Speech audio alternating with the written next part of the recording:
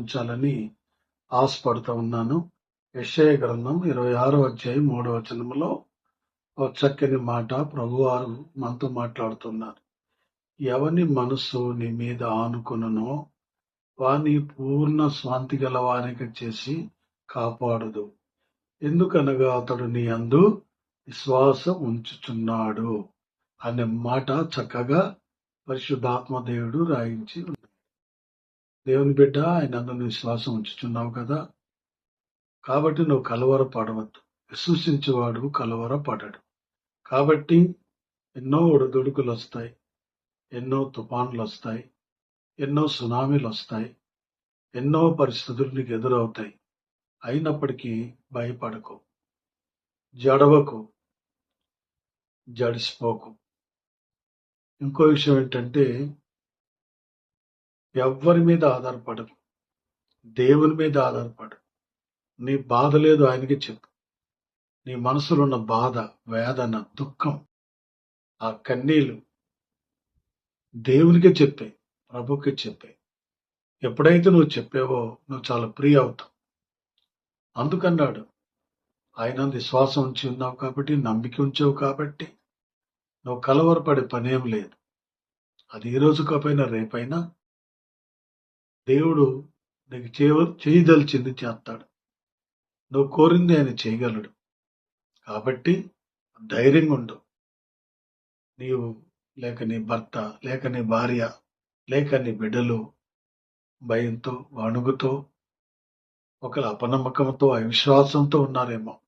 అలా ఉండబాకండి, ధైర్యంగా ఉండండి.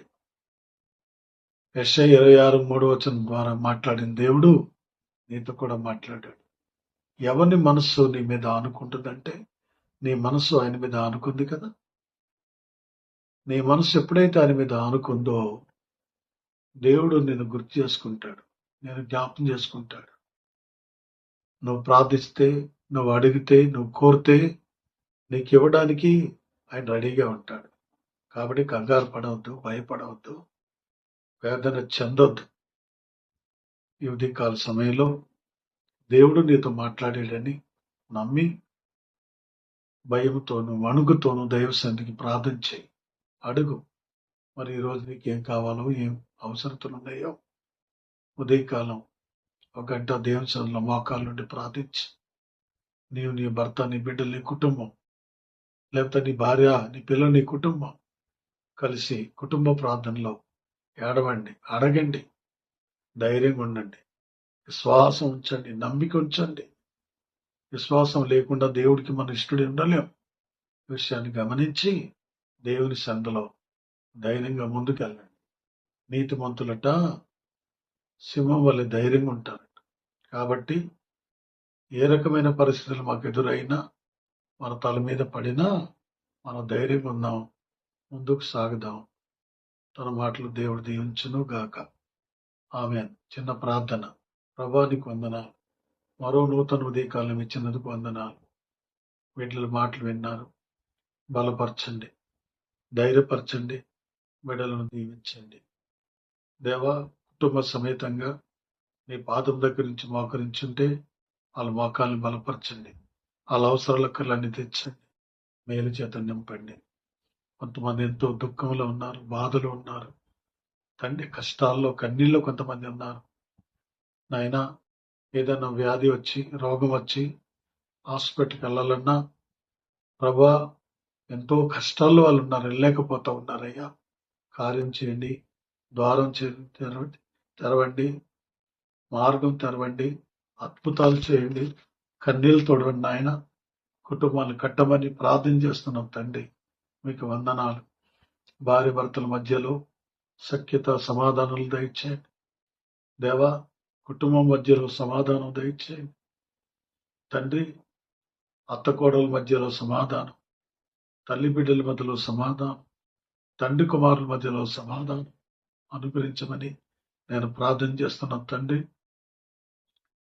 వాళ్ళు సంపాదించిన సంపాదన తక్కువే, కానీ ఖర్చు అయిపోతా ఉంది ప్రభువా.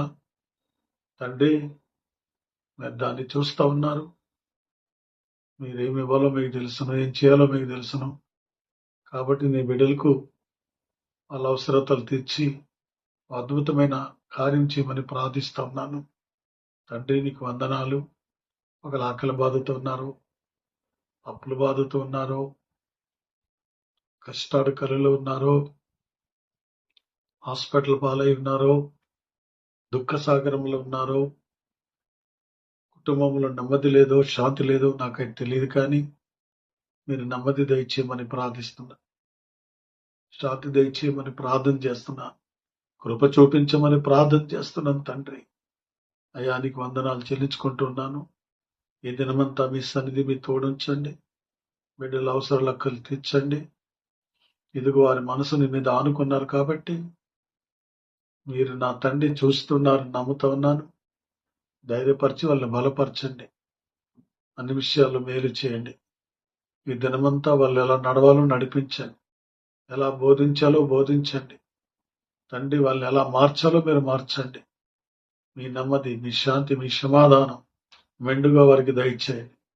చదువుతున్న పిల్లలైతే బిడ్డలకి జ్ఞానం, తెలివి, ఆలోచన ఇవ్వండి. కాలేజ్ పిల్లలైతే చక్కటి జ్ఞానం అనుగ్రహించిన ఆయన ధైర్యపరిచి బలపరచండి. వ్యాపారం అయితే వ్యాపారం దీవించుతండి, ఉద్యోగం అయితే ఉద్యోగాన్ని దీవించుతండి. దేవా ఇంటి పని చేసిన బిడ్డలు చాలా మంది ఉన్నారు, వంట పని చేసిన బిడ్డలు చాలా మంది ఉన్నారు, చిన్న చిన్న చిరు వ్యాపారాలు చేసిన వాళ్ళు ఉన్నారు. నాయన వారి చేతి పనులు దీవించమని ప్రార్థిస్తున్నాను. ఎక్కడ ఏది లోటు రానియొద్దని ప్రార్థిస్తున్నాను. ఎవరికి ఏ రకమైన రోగాలు ఉండకుండా కాపాడమని ప్రార్థిస్తున్నాను. సంపూర్ణమైన స్వస్థత, విడుదల దయచేయమని ప్రార్థిస్తూ ఈ దిన ప్రార్థన మీ చేతికి అప్పగించుకుంటూ మేలుతో నింపమని నీ సేవకుడుగా, నీ దాసుడిగా నేను చేసిన ప్రార్థనలు మీరు అంగీకరించి ప్రతిఫలం ఇవ్వమని ప్రార్థిస్తున్నాను. తండ్రి నీకు వందనాలు. ఉద్యోగం లేని వారికి ఉద్యోగం, ప్రయత్నం చేసిన ప్రయత్నంలో, ఎగ్జామ్స్ లో మీరు ఉండండి, కార్యం చేసి మహిమ పొందండి. మా కొరకు ప్రార్థించి ప్రతి ఒక్కరిపై మీ ఆత్మ వచ్చండి. వాళ్ళ అవసరాలకు తీర్చండి, మేలుతో నింపండి. మీరే మహిమ పొందమని యేసయ్య నామములో ప్రార్థించి వేడుకొంచున్నాము తండ్రి. ఆమేన్. దేవుడు మిమ్మల్ని దీవించును గాక. God bless you. Praise lord.